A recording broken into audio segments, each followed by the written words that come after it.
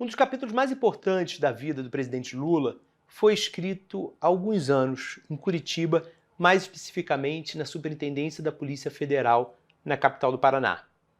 E nos 580 dias em que o Lula ficou preso lá, ele teve um ouvido principal, uma pessoa com quem ele diariamente dividia a agonia, as pequenas alegrias, as preocupações e os planos de um dia sair dali, se candidatar novamente e ser eleito pela terceira vez presidente da República. Eu estou falando do agente da Polícia Federal, Jorge Chastalo, que nunca tinha dado uma entrevista contando bastidores daquele momento, da relação que ele construiu com Lula, do que ele ouviu, de quem visitou Lula, segredos da prisão, a relação do Lula com a Janja, o namoro que ele viu começar, a tristeza do ex-presidente com a morte do neto, o Arthur, morte do irmão, o Vavá, a frustração com as tentativas de tirar ele da cadeia mal sucedidas e a raiva que ele assumidamente nutria contra determinadas pessoas. Mas o Chastalo topou dar essa entrevista e é essa conversa que eu te convido a assistir agora. Você alguma vez, quando você entrou para a Polícia Federal, quando você decidiu ser policial, você pensou que você fosse ter uma relação, estar numa posição tão próxima de um presidente da República e ter aquele grau de proximidade que você teve com o Lula? Apesar de muitas experiências, apesar de muitas operações interessantes, conheci o Brasil quase todo, graças à Polícia Federal, em missões. E eu nunca imaginei, logo eu nunca imaginaria que eu seria um dia chefe, responsável por uma carceragem, e que nessa carceragem estaria preso um ex-presidente da República, e um ex-presidente da República ainda que é um grande defensor do pensamento progressista no Brasil e importante para o mundo todo, né? Jamais imaginei que isso acontecesse. Agora, a gente está falando de 2018, então, né? Início de 2018, provavelmente, né? Isso. Antes disso, você já estava na Superintendência de Curitiba? Já estava no Supremo de Curitiba há 18 anos já. Então você participou, provavelmente, desde o início da Operação Lava Jato. Você deve ter visto a Operação Lava Jato começar, provavelmente, né? Essa pergunta é importante, Guilherme, porque assim, eu vi a operação começar, eu vi pelos telejornais, porque nunca tive relevância nenhuma para a Operação Lava Jato, tá? Eu nunca participei de investigação, não tinha acesso às técnicas de investigação que estavam sendo utilizadas. Eu acompanhava e conversava com um colega ou outro ali que trabalhava na operação, ou pela imprensa também. Mas, claro, como eu estava no prédio, trabalhando no prédio, eu tinha acesso não tinha acesso, eu sabia de quem estava preso ali e tal, e sabia do tamanho que estava tomando essa operação. Mas nunca tive relevância nenhuma para a operação. O meu trabalho, depois que eu assumi o núcleo era estritamente fazer escolta dos presos. A pessoa ou fazia prisão, auxiliava no cumprimento desse mandado de prisão, de favor de uma pessoa, ou o meu trabalho era simplesmente transportar essa pessoa para lá e para cá, como a gente costuma dizer. Ou leva para uma audiência, ou leva para um exame médico, ou transfere para outra unidade do sistema prisional do Estado, uma transferência de um preso. Era basicamente isso o nosso trabalho. Então, a gente não tinha acesso eu nunca tive acesso às informações que estavam sendo colhidas na Operação Lava Jato, apenas estava observando os resultados apenas. Sim. E no período que você chefiou a carceragem, quais eram os presos que estavam naquele momento na superintendência? Então, dessas pessoas que eu acredito que você esteja perguntando relevantes, eu vou lembrar de algumas, tá? Mas não vou lembrar de todas, porque quando eu assumi o setor, eu acredito que da Lava Jato nós tínhamos mais de 20 presos. Então, eu vou lembrar do Marcelo Odebrecht, do Eduardo Cunha, do Edir Assad e do ex-ministro Palocci. Esses são alguns nomes que estavam presos ali quando eu assumi. E como é que era, Chastalo, a estrutura da carceragem? Porque era muito diferente de Pinhais, né? A instalação é segura, porque tem um pessoal que cuida da segurança externa e tem um plantão, aí tem 24 horas por dia tem um policial que fica dentro da carceragem e ele mantém a porta fechada, a porta de aço fechada o tempo todo. Então, tem uma antessala e depois tem as celas. Guilherme, é tudo assim, é tudo muito simples, sabe? Uma cela muito simples, com uma cama, com um colchão fino e um banheiro coletivo, com 2 alas. São 2 alas, porque a gente, para separar feminino de masculino. E acabou que com a Operação Lava Jato e quantidade de presos que nós tínhamos, é, acabou que a gente separou uma ala só para o pessoal da Lava Jato, deu outra ala para outros presos porque cometiam outros crimes, né, como contrabando, tráfico de drogas e tal. E aí a gente pegava uma cela específica para quando entrava alguma presa feminina, para poder ter o isolamento e tal. Mas é tudo muito simples, mas com alguma dignidade, né? Por exemplo, ter um banheiro coletivo, mas era um banheiro razoável, assim. É claro que pela limitação de tamanho, o conforto não era nada confortável estar lá dentro, por conta do tamanho e tal, os espaços, os objetos pessoais dos presos acabavam ficando muito próximo do outro e tal, por conta do tamanho da, do estabelecimento ali. E desses presos mais conhecidos, alguns que você citou, o próprio Lula, com quais você mais teve contato? Eu imagino que o Lula deve ter sido o que você mais teve algum tipo de contato pelo tempo que ele ficou lá, né? Ele ficou bem mais tempo do que os outros porque ele passou a cumprir a pena na superintendência devido à autorização judicial por ser ex-presidente, né? Foi, sem dúvida, foi o preso que eu mais conversei foi com ele. Eu tinha, obviamente, contato com os outros presos, conversava com alguns também, que são muito bons de conversa, né? O ministro Palocci, uma pessoa extremamente educado, gentil, o próprio Marcelo Odebrecht também, sempre muito educado. Esqueci do Léo Pinheiro, que é uma figura, uma pessoa que, apesar de estar preso, estava sempre sorrindo e sempre tinha uma palavra bacana para falar e não reclamava de nada. Uma figura por quê que você diz? Era engraçado? Então, o Léo Pinheiro sempre demonstrou assim, que apesar de estar preso, apesar da situação dele, ele sempre estava sempre sorrindo e sempre conversando coisas positivas, assim, uma pessoa mais com um espírito mais alegre, assim, Você sabe? lembra de Eu alguma gostava, passagem específica, alguma coisa que vocês tenham conversado que ilustre isso? toda vez que eu conversava com ele falava assim, manda um abraço pro Lula, manda um abraço pro Lula, sempre falava isso. E você falou do Marcelo Odebrecht, dizem que ele tinha uma rotina de exercícios muito disciplinada, né? Que ele passou a fazer muito exercício, ele fazia muito exercício preso, né? Ele fazia assim, ele costumava gostar de manter a forma física, assim, então ele procurava fazer alguns exercícios com equipamentos simples, assim, esses elásticos e tal, sabe? Os presos tinham banho de sol nessa rotina, Chastalo? Tinha banho de sol, claro, esse é um direito constitucional, né, em lei, então todos tinham direito a um banho de sol. E claro que dentro da nossa possibilidade, porque tinham outros presos na outra ala que cometeram outros tipos de crimes, que também precisam ser expostos ao sol. Então, a gente tinha uma limitação ali de tempo e tal. E considerando ainda também que Curitiba não é muito favorável, né, a sol. Eles tinham banho de sol, não sabe se tinha sol, né? Exato. Agora, esse momento, como é que era? Era coletivo, eles se reuniam nesse momento ou cada um tinha o seu tempo isolado? Como é que era isso? Eles ficavam todos juntos, os presos da Lava Jato ficavam todos juntos, conversando no sol ali. Não Você só tem separava os uma mais perigosos dos da Lava Jato. Isso. A prisão do Lula, a gente soube, né? O país soube que ele ia ser preso, ou pelo menos a gente estava vendo que aquilo ia terminar numa prisão algumas semanas antes de fato ele ser preso. Antes disso, né, antes de ele entrar realmente para começar a cumprir a pena na superintendência, qual era a sua.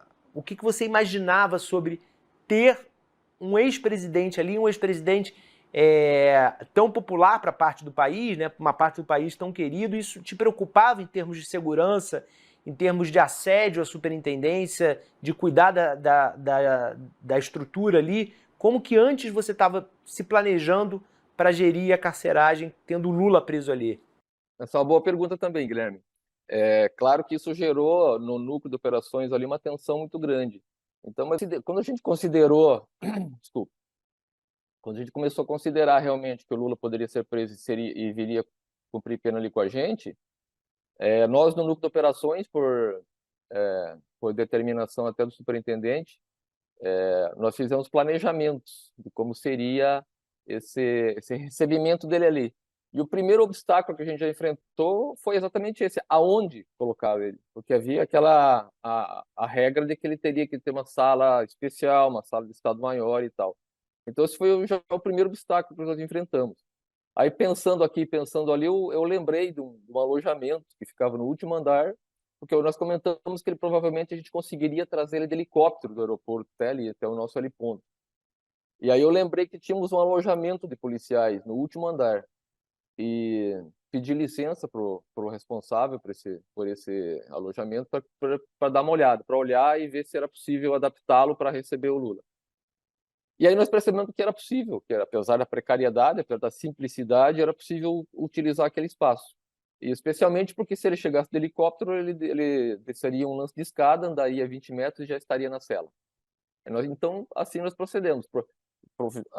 Organizamos essa cela, tiramos os beliches que havia lá e deixamos apenas uma cama, deixamos apenas uma mesa, com algumas cadeiras, um guarda-roupa bem antigo ali, o banheiro funcional, e isso foi aprovado. Disso é que nós começamos a pensar na parte de segurança e como seria cada passo. Então, Guilherme, isso é importante. Quando você faz o planejamento operacional nesse sentido, é importante que você saiba qual efetivo que você vai usar, quanta gente você vai usar, qual é a missão que você tem para cumprir e qual equipamento que você precisa para cumprir bem essa missão. Então, nós fizemos um planejamento, cada passo do que aconteceria em Curitiba a partir do momento da chegada do presidente, cada passo tinha que ser ensaiado e cada passo tinha que ser realizado com eficiência. Então, nós fizemos, eu e o 06 do setor do ENIOC, não vou falar o nome porque ele gosta que preserve o nome dele, que é um dos meus professores também na Polícia Federal, nós fizemos 3 planejamentos. Por exemplo, as diferenças básicas assim, de um planejamento para outro. Era um utilizando helicóptero, outro deslocando do aeroporto Afonso Pena até a Superintendência por terra.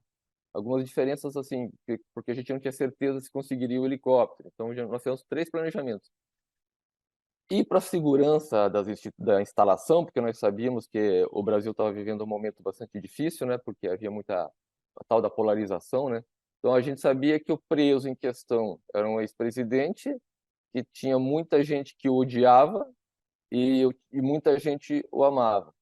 Então nós sabíamos que haveria uma tensão muito grande. Quanto à segurança externa da polícia ali do prédio, nós convocamos, eu lembro que a gente convocou 60 policiais do Paraná, do interior do Paraná, e alguns do Rio Grande do Sul, até de Santa Catarina, para auxiliar a gente nessa demanda. Aí, o interessante, Guilherme, é que eu fiz o planejamento eu considerei exagerado e recebi até algumas críticas de várias pessoas dizendo que eu estava exagerando, porque eu pedi esse pessoal por 30 dias. Eu falei assim, eu preciso desse pessoal por 30 dias. Aí várias pessoas falaram para mim, para que 30 dias, 60 policiais aqui trabalhando se eles têm as missões deles lá onde eles estão? Se o Lula não vai ficar preso nem 5 dias, o STF vai soltar ele em 5, 6 dias. Aí o meu argumento era, olha, se o policial, se ele for solto em 5, 6 dias, aí esses policiais a gente dispensa e eles retornam para suas unidades, não tem problema, mas inicialmente eu prefiro fazer um planejamento mais conservador, digamos, entendeu? Bom, e você tava certo no teu cálculo, ficou mais de um ano preso, né? O que gerou outros problemas para nós, né?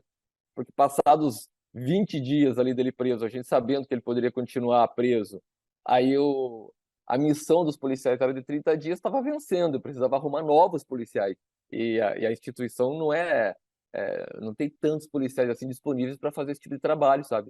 E aí nós começamos a telefonar para o Brasil todo, pedindo para Brasília, para o órgão central em Brasília, para conseguir efetivo para nós, para manter a segurança. É claro que depois que nós estabelecemos uma rotina, Guilherme, uma rotina de trabalho, aí nós fomos dispensando esse pessoal que a gente percebia que não havia tanta necessidade de estar cuidando da parte externa. Até porque o interesse da população ali foi diminuindo também com relação ao Lula preso. Então, aquele tumulto que havia na primeira semana dele preso, tanto de pessoas que gostam dele quanto das pessoas que não gostam, esse tumulto foi diluindo.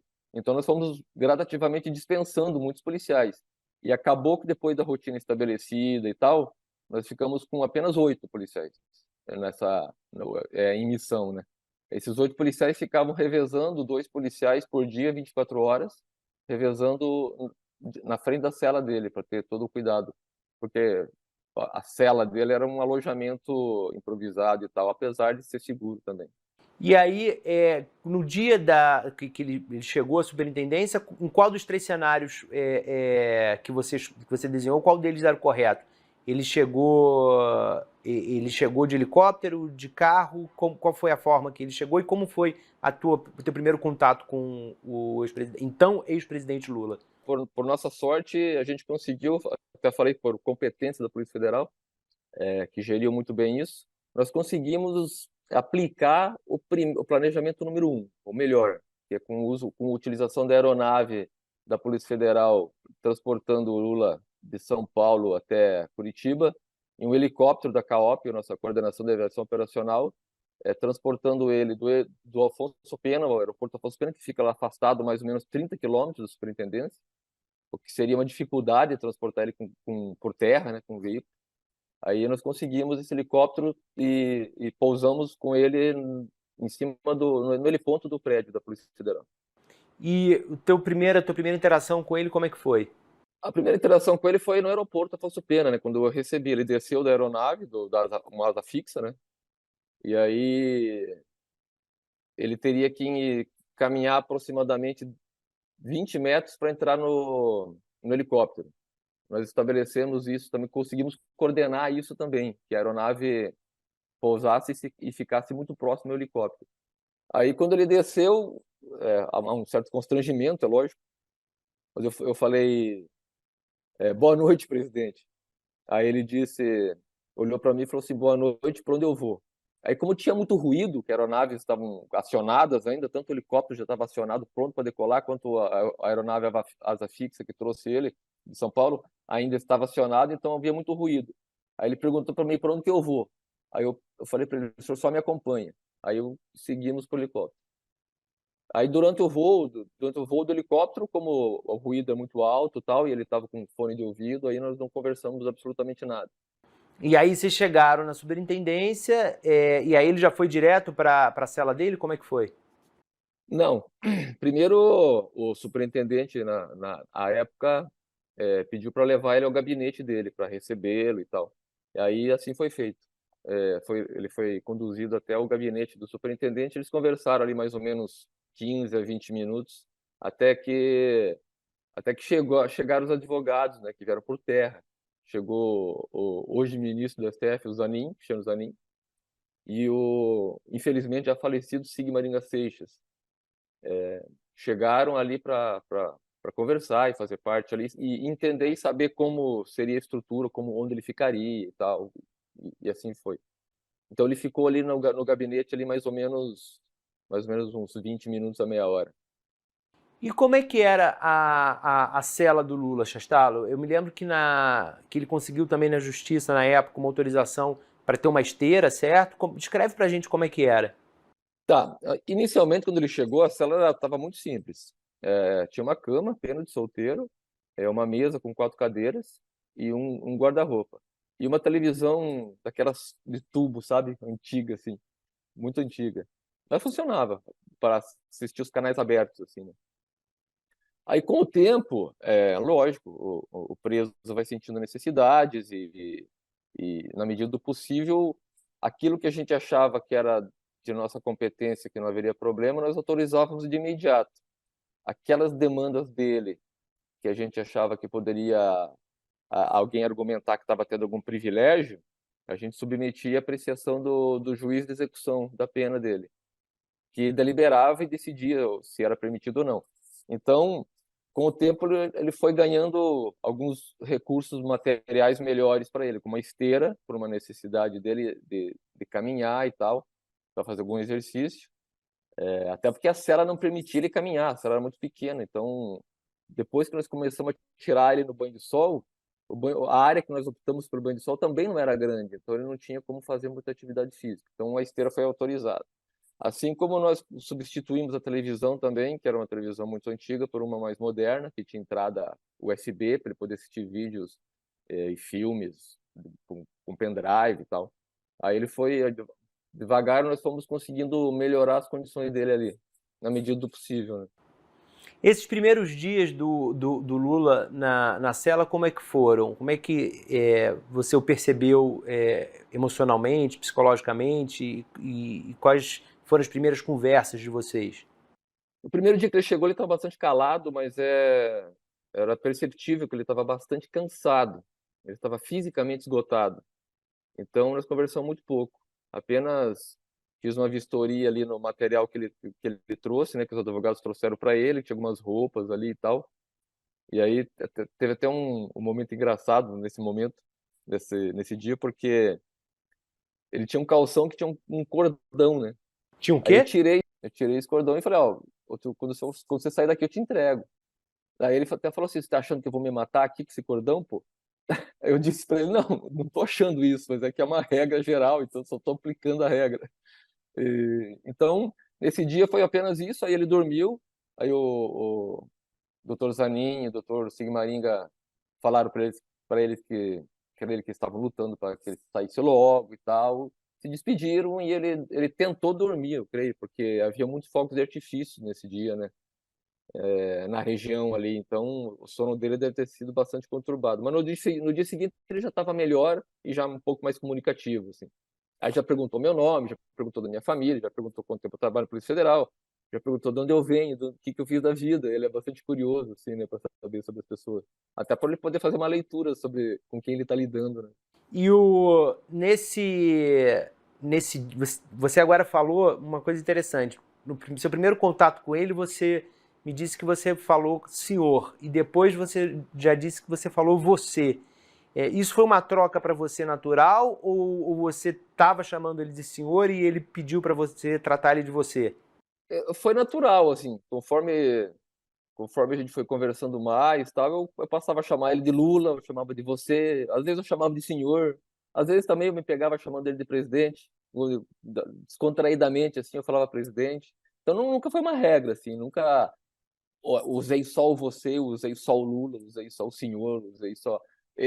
O senhor, ele ficava meio assim comigo, né? Mas eu dizia assim para ele: o Lula, eu sou criado no mato. E no mato, se você não chamar teu pai e tua mãe de senhor e senhora, você apanha. Então eu aprendi que pessoas mais velhas ou pessoas que estão numa situação, enfim, pessoas mais velhas especialmente, você chama de senhor o tempo todo. E eu tenho esse hábito, eu carrego comigo esse hábito até hoje. Mas e ele passou a não se importar mais de eu chamar ele de senhor, ou chamar ele de Lula, ou chamar de você. Já não fazia diferença mais, sabe? Você chegou a ver em algum momento o Lula chorar ali naquele momento da carceragem?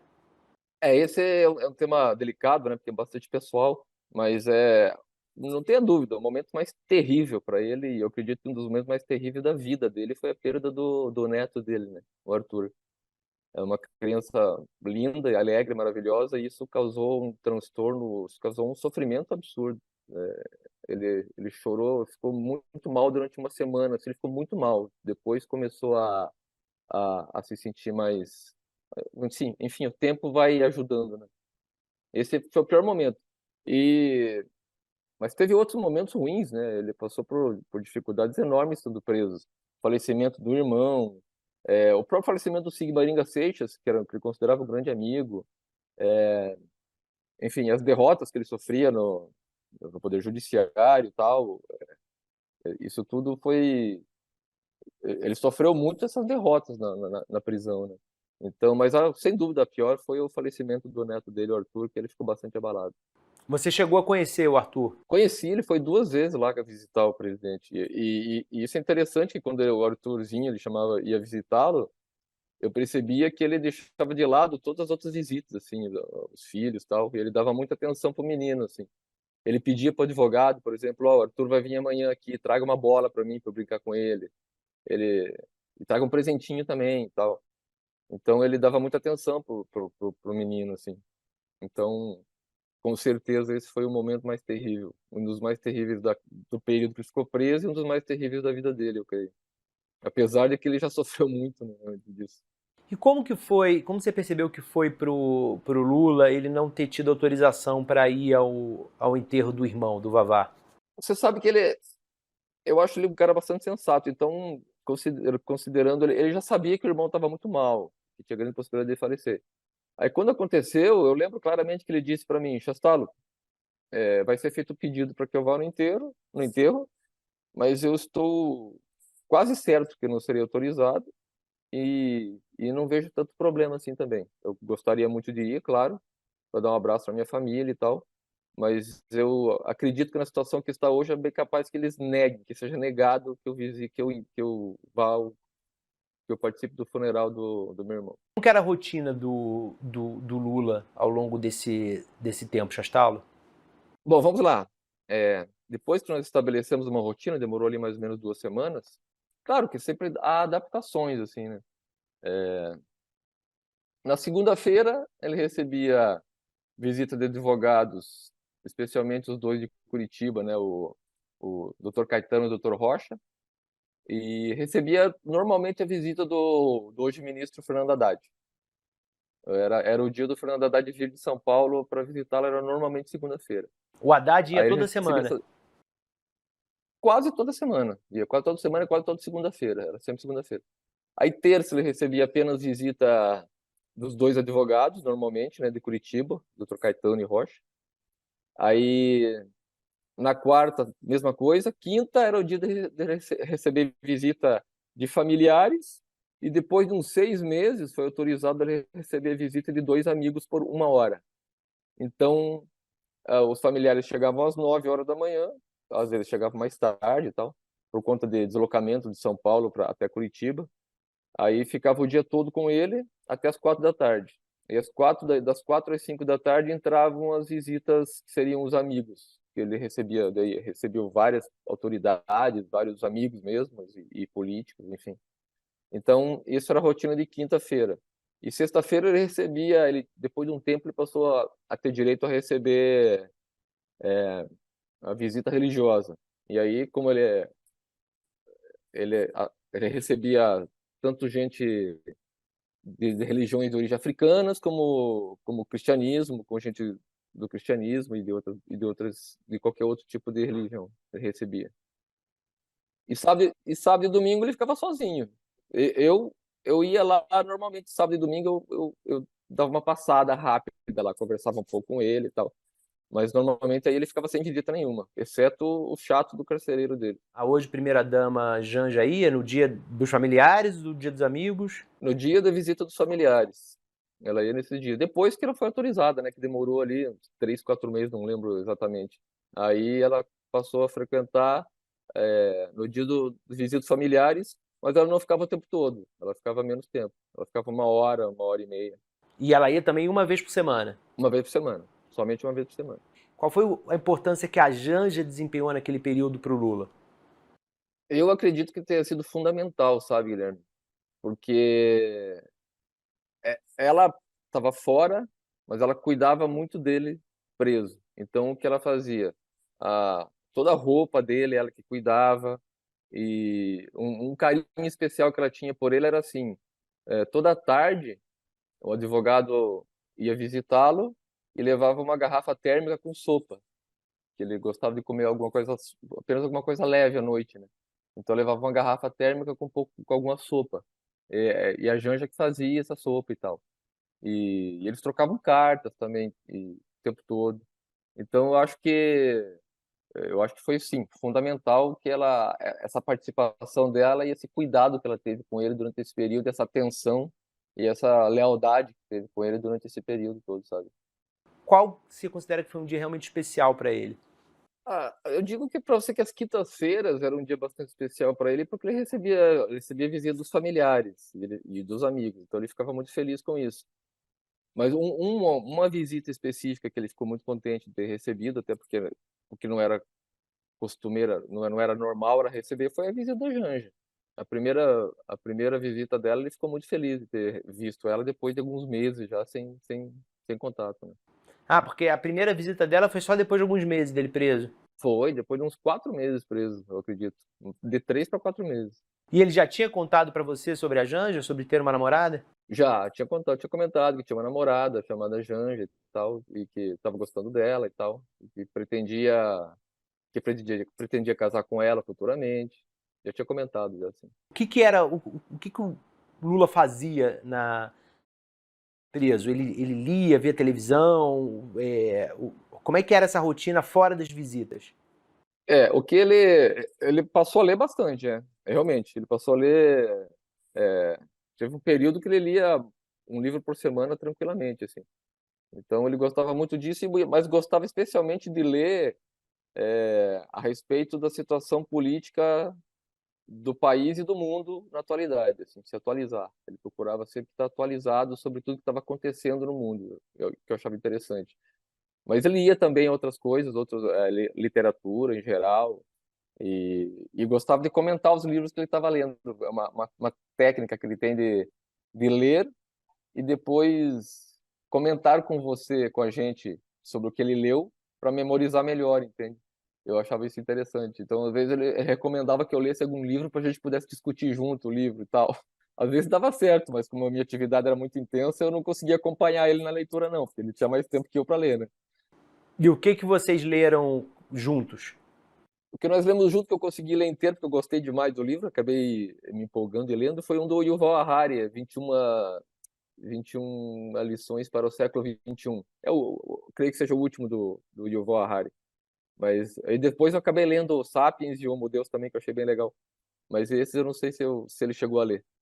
Como que foi o dia em que ele recebeu a ordem de soltura, né? Ele chegou a ser emitido um habeas corpus para ele ser solto, e você deve lembrar, foi um dia muito confuso, porque houve uma discussão se seria ou não seria cumprido aquele habeas corpus. Como que isso bateu no Lula naquele dia, e depois a frustração dele não ter sido solto? É, é por isso que eu acho ele um cara bastante pragmático, sabe? Eu não sabia que haveria esse mandado de soltura. Apesar dele saber, na sexta-feira ele já sabia que isso ocorreria e os advogados também. E aí eu até desci para a chácara da minha mãe em Morretes, próximo de Curitiba ali. Eu estava lá quando eu recebi a notícia de que tinha uma vara de soltura para ele. Aí, quanto a ele, depois que tudo se desenrolou e tal, que ele continuou preso e tal, ele disse para mim assim: Chastalo, em momento algum eu acreditei que isso daria certo. Em momento algum. Só teve um momento que eu acreditei que poderia dar certo, a hora que você chegou aqui às 4 da tarde e mandou fazer a mala. Porque realmente teve uma reviravolta naquele dia, foi um dia bastante conturbado. Aí teve uma reviravolta e houve uma nova decisão para que ele realmente fosse solto. Aí eu acreditei também, né? Eu falei, não, agora vai ser solto, agora eu vou subir lá e mandar ele fazer as malas. Aí ele também externalizou isso para mim, que nesse momento eu acreditei que eu seria solto. Aí depois, uma hora depois, você voltou aqui e falou que não, já estava tudo cancelado novamente. Mas ele não acreditou em momento algum que daria certo essa estratégia. Vocês conversaram muito sobre a história de vida do Lula, sobre passagens dele na presidência, passagens da biografia dele? Ah, conversamos muito. Esse era um assunto de interesse meu, especialmente, né? Eu queria saber dele, assim, pela experiência que ele teve na vida. A minha curiosidade principal com ele era assim, eu queria entender exatamente isso. Como que um cara sai, uma criança sai de uma pobreza miserável e se torna um presidente da República? E depois que eu percebi que ele tinha um discurso muito bom, que a oratória dele é muito boa, que ele convence muito fácil as pessoas sobre os argumentos dele são muitas vezes acatados pelas pessoas próximas a ele e tal. Como que uma criança que sai nessa situação chega nesse ponto? Então, é evidente que aí eu procurava explorar isso dele, tentar compreender como que ele administrou, como que ele adquiriu esse conhecimento, quais foram o percurso da vida dele, quais foram os eventos na vida dele que levaram ele a melhorar o discurso, melhorar o diálogo, como que ele tratou disso, como que ele movimentou o corpo dele no mundo, digamos, né? Como que ele agiu para que pudesse chegar onde ele chegou. Isso era um tema que me interessava muito e por isso eu procurava explorar, perguntava muito para ele quais foram os seus erros, quais foram os seus acertos, onde você poderia mudar, ter feito diferente ou não. E aí a gente ia dialogando assim, e com o tempo ele é muito generoso, gosta muito de conversar. Aí ia falando, ia me explicando, isso funciona assim, isso funciona assado, as dificuldades são essas, a dificuldade no Congresso é essa, a dificuldade, entendeu? Então, esse foi uma coisa bastante interessante, assim. Sobre erros e acertos e o que ele poderia fazer diferente, o que ele te disse? Ele diz assim, que ele foi muito bem e que ele poderia ter feito melhor, se ele tivesse tido talvez mais ousadia, mais coragem de enfrentar algumas forças que eram contra a opinião dele e tal. Mas que no geral ele tinha sido bom, que ele tava satisfeito com o que ele conseguiu fazer. Desde que o Lula saiu, ele algumas vezes, publicamente, ele já falou com muita raiva, às vezes, do Sérgio Moro, dos procuradores de Curitiba. Na prisão, ele falava também com raiva dessas pessoas? Não, sobre o nome das pessoas especificamente não, porque ele sempre falou isso que eu te disse. Ele falava assim, hoje eu tô com raiva. Eu preciso controlar isso para poder passar meu dia bem e administrar o dia com leveza para poder continuar pensando em como sair daqui, como resolver esse problema. É basicamente assim, ele não externaliza assim o nome de pessoas ou especificamente assim, sabe? Qual era a opinião que Lula emitia sobre o governo Bolsonaro? Ele dizia ele dizendo, né, que o presidente Bolsonaro nunca foi visto como alguém relevante para a política e que aquilo tudo que estava acontecendo com ele era apenas uma maneira de tirar ele e o PT e os progressistas do poder. Era basicamente isso que ele comentava, que não era uma pessoa preparada para ser presidente da República e que, por questões é, socioeconômicas e tal, havia uma parte da sociedade que conseguiu incutir na sociedade o ódio contra o PT e contra ele. Então, por isso que a situação estava como estava. Ele dizia que voltaria a ser presidente, voltaria a se candidatar a presidente? Essa é uma ótima pergunta também. Uma coisa que ele repetia muito, Guilherme, que eu acho isso interessante hoje, né, pelo resultado que aconteceu, mais de uma vez ele verbalizou para mim o seguinte, ele dizia assim, o Chastalo, eu não quero ser presidente da República, porque eu já fui 8 anos presidente da República, eu acho saudável para a democracia que ocorra uma troca de poder e de formas de pensar o país, de forma de pensar, de ideologia, de forma de pensar o mundo, como que é melhor, eu acho saudável isso. Mas aí ele disse assim para mim um dia, ele falou assim, considerando o que está acontecendo agora, que estão querendo arranhar minha biografia, que foi construída com muito sacrifício, eu vou sair aqui da cadeia e vou voltar a ser presidente desse país. Ele falou isso mais de uma vez lá preso. Eu achei isso interessante pela situação que nós estamos hoje, né? E quando ele falava isso, o que você pensava? Eu pensava que tudo é possível, né? Inclusive nada. Eu dizia para ele, tudo é possível, inclusive pode acontecer tudo, inclusive nada. Eu dizia pra ele. Porque a situação dele não era fácil, né? A situação dele era terrível. Então era bastante complicado assim acreditar que ele pudesse chegar onde ele chegou aí. E chegou, né? Extraordinário. Que personagens você teve contato que passaram ali por aquela cela visitando Lula? Guilherme, isso foi muito legal, sabe? Isso foi bacana. Por isso que só fazendo uma pausa aqui, por isso que eu costumo dizer para as pessoas que havia em mim uma mistura de sensações, né? De emoções. Porque ao mesmo tempo que eu achava uma pena, eu achava uma lástima o presidente, o Lula, um pensador progressista, um líder do país, enfim, uma pessoa relevante para o país, está preso, eu achava lamentável isso, o país nessa condição. E, por outro lado, eu gostava de ter ele preso, né? E aí eu já tinha condições de conversar com ele e conhecer muitas pessoas que o visitaram, que era sempre sempre pessoas muito interessantes, né? Então, não só os advogados, que são sensacionais todos, o Dr. Greenhalgh, uma figura extraordinária, uma pessoa muito legal, o próprio Zanin, a doutora Valesca, a Gleice Hoffmann, vários outros advogados, todos muito legais. A ex-presidente Dilma também visitou, eu a conheci, e o Haddad, que ia lá semanalmente, né? Mas teve algumas pessoas que visitaram apenas uma vez, que são interessantes, né? Por exemplo, uma que eu gostei muito de ter recebido foi filósofo americano Noam Chomsky, que eu já havia lido alguns livros dele, gostava muito da maneira dele enxergar o mundo, da crítica contundente que ele faz para a política externa americana. Eu gosto muito desse escritor. Aí foi muito legal ter recebido ele, o Noam Chomsky. Foi o único cara que eu tietei, na verdade, que eu pedi uma foto para ele. Aí ele gentilmente tirou foto comigo. E, e aí teve também a Monja Cohen, que é uma pessoa que eu admiro, acho muito legal. Teve o Pepe Mujica. Pepe Mujica, um senhor extraordinário, inteligentíssimo, um ser humano incrível. Foi muito bacana. O presidente da Argentina, enfim, muitas autoridades. O Chico Buarque, tive o prazer de conhecer o Chico Buarque, ele com a esposa. Enfim, teve muitas outras autoridades, assim, autoridades e pessoas, artistas e tal, que eu visitaram, que eu gostei de ter conhecido. De que maneira você descreveria quem é o Lula que você conheceu? Rapaz, é complexo. Porque, assim, uma das características dele que eu achei mais interessantes é a resiliência. Então, eu percebi desde o primeiro momento que ele foi preso que ele sempre tinha um discurso assim: eu sou inocente, eu estou preso aqui politicamente e eu vou sair daqui, eu vou resolver isso aqui. Então, ele é muito resiliente quanto a isso. Então, e ele sempre demonstrou assim muito, muito otimismo.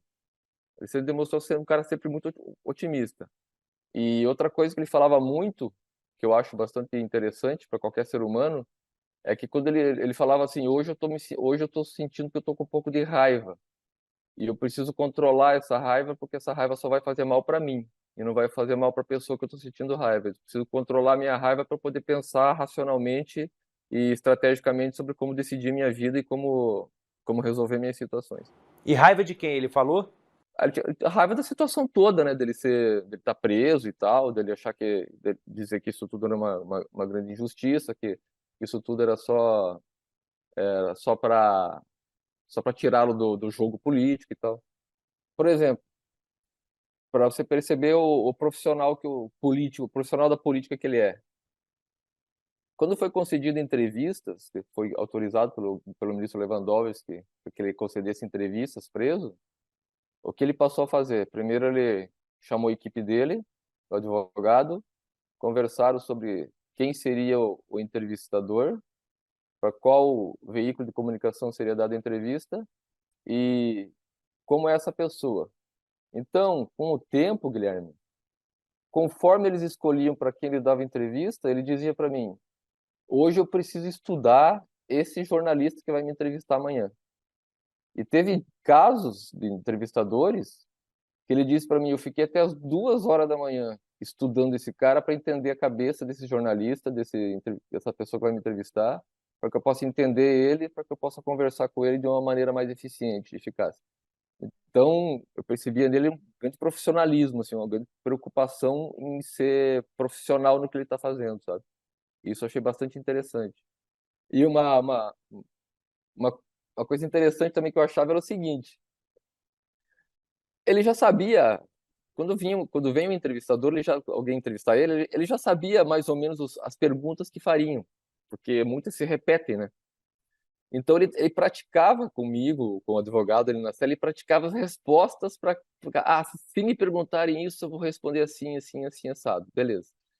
Aí chegava no dia da entrevista, tive o privilégio de acompanhar todas, né? Aí chegava no dia da entrevista, vinha exatamente essa pergunta para ele. E aí ele respondia, mas respondia de uma maneira diria, mais fraca, ou menos interessante. Aí eu abordava ele na cela, né? Um dia, depois da entrevista, eu falava: ô Lula, aqui com a gente você deu uma resposta para essa pergunta muito legal, cara. Muito bacana, muito convincente, um argumento muito sólido. E lá na entrevista mesmo, a pergunta você não conseguiu responder dessa maneira, ficou meio dúbia a tua resposta. Aí ele brincava e falou assim: Chastalo, apesar de 40 anos de experiência com entrevista e tal, quando liga uma câmera na tua frente, liga aquela luz, raciocínio diminui a capacidade de raciocínio intelectual e aí você acaba dando resposta, as coisas acabam não vindo e você acaba dando resposta que você não quer e que você acaba se enrolando. Eu achei Quer dizer, interessante vocês isso. estavam quase fazendo um media training com ele, né? É isso, exatamente. A gente fazia isso porque ele tinha ele tem esse ímpeto assim. Quando saiu a notícia de que você escreveria um livro, ele disse que não se importava de que você escrevesse, né? Eu acho que é importante você contar essa conversa de vocês, até para as pessoas entenderem também a liberdade que você está tendo de dar essa entrevista e de falar com leveza sobre isso, né? Muito obrigado por essa pergunta. Muito obrigado mesmo. O que acontece? Vou explicar a origem dessa história. Depois de umas 2 semanas do Lula preso, eu comecei a ser questionado assim, antes de ontem, dia tal, quem visitou o Lula? Dia tal, o que aconteceu? E eu não tinha, a minha memória não ajudava muito nisso. Então eu passei a fazer um relatório diário sobre tudo o que acontecia. E aí, 9 horas da noite, 10 horas da noite, a hora que eu estava liberado, eu perdi ali, passava ali uns 10, 15 minutos escrevendo num Word ali qualquer, escrevendo tudo que aconteceu no dia. Quem visitou, o que ele falou, o que nós conversamos. Porque comecei a achar relevante as coisas que ele falava e as estratégias que aquilo que ele estava pensando sobre o momento do país e tal. Eu comecei a anotar tudo isso, anotar o que ele falava, anotar a percepção que ele estava tendo sobre a atualidade do país, a atualidade do mundo e tal. Comecei a fazer as anotações diárias para isso. Eu fui bastante disciplinado nesse aspecto porque são poucos dias que eu não escrevi, entendeu? Então, chegou ao final, quando ele foi solto, eu tinha um material ali de aproximadamente 800 páginas. Aí eu comentei, pô, isso aqui eu comentei com a minha esposa e tal. Aí eu até comentei, isso aqui pode dar um livro se eu tomar, claro, certas cautelas, certos cuidados, né? Para não expor coisas pessoais, para não expor a própria instituição. E aí acabou saindo na imprensa, eu não lembro quem que perguntou para mim, algum jornalista perguntou sobre isso, sobre você escrever um livro, até porque o Leonardo Padura, foi o Leonardo? Enfim, uma das visitas do Lula falou isso para mim, falou assim, ô Chastalo, você está vivendo um momento histórico aqui. Você tem obrigação para a história de você escrever o que está acontecendo aqui. E aquilo já me acendeu aí essa luz, né? Porque, pô, eu já tô escrevendo um relatório para que eu tenha acesso a informações do passado. Se eu melhorar isso aqui, acrescentando as falas do Lula, acrescentando algumas coisas, pode ser que seja viável alguma coisa realmente. E a partir daí, quando ele saiu, só para terminar, né? Quando ele saiu da cadeia, a gente teve um encontro, alguns meses depois. Nós tivemos um encontro em São Paulo, onde nós almoçamos juntos. E aí ele falou comigo, falou, senhor Chastala, saiu na imprensa que você está pretendendo escrever um livro sobre o tempo que eu fiquei presa lá com você? Eu achei a pergunta dele bem direto, como ele sempre foi, direto.